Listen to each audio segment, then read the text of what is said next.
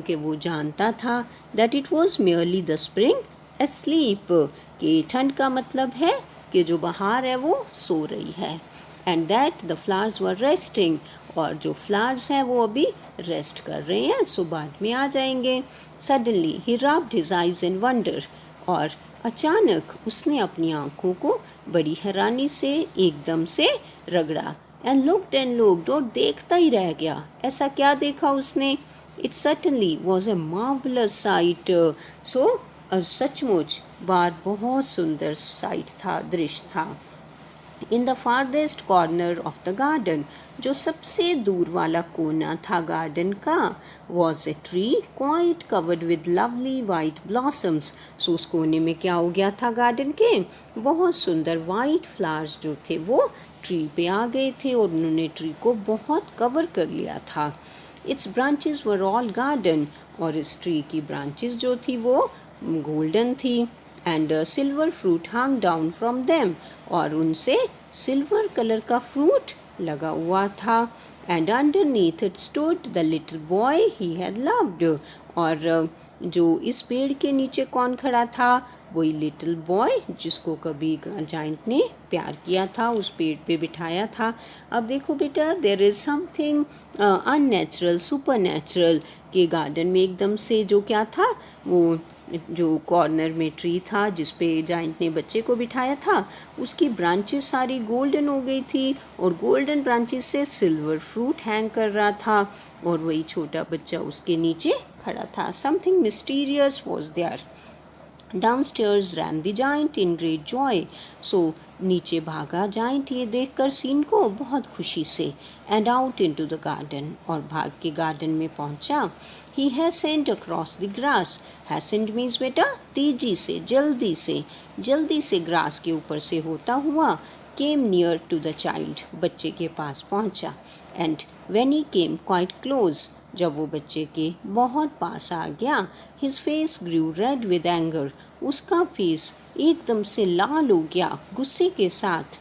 And he said, और उसने कहा, who had dare to wound thee, किसने हिम्मत की? अब बेटे देखो, had means has, who has dared means बेटा हिम्मत करना, करेज। सो किसने हिम्मत की? To wound thee means you. So वो कहता किसने तुम्हें ज़ख्मी करने की हिम्मत की? फॉर, अब इसका मतलब बच्चे के क्या थे? कुछ ज़ख्म थे।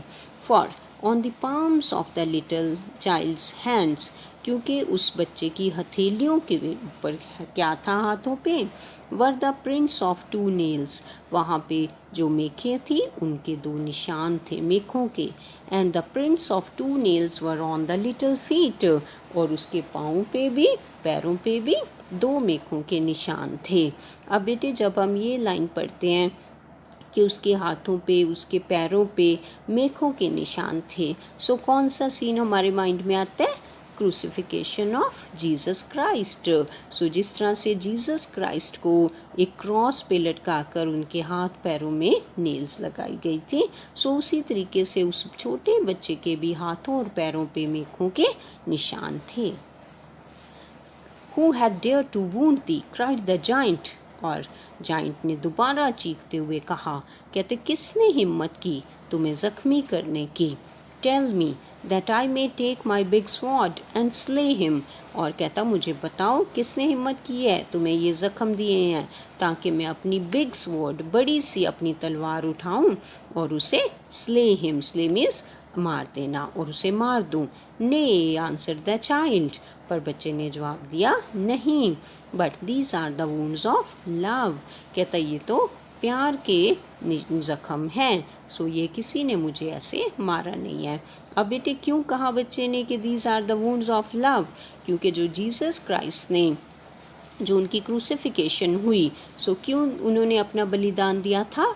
For the love of Mankind, उन्होंने मानवता की खातिर अपना बलिदान दिया था, सो इसीलिए उस बच्चे ने कहा these are the wounds of love, love of mankind. How art you, who art thou, said the giant.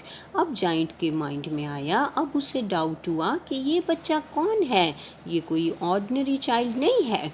सो उसने पूछा who art thou, who means, art means here बेटा are, thou means you, So who are you?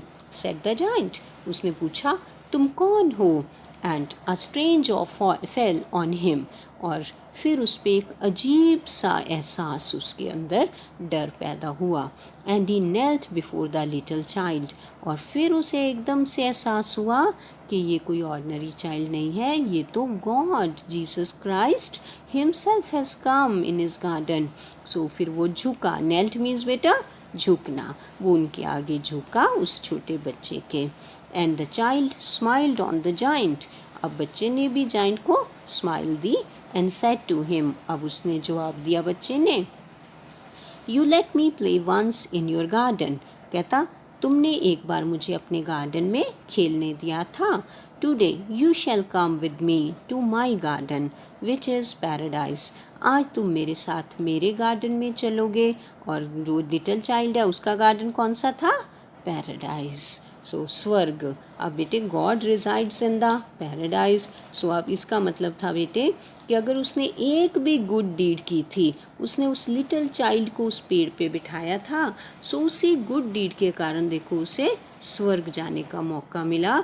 और उससे वो जो little child था, जो यानी कि जो जीसस क्राइस्ट गॉड थे, वो खुद लेने आए उसके लास्ट टाइम पे उसको.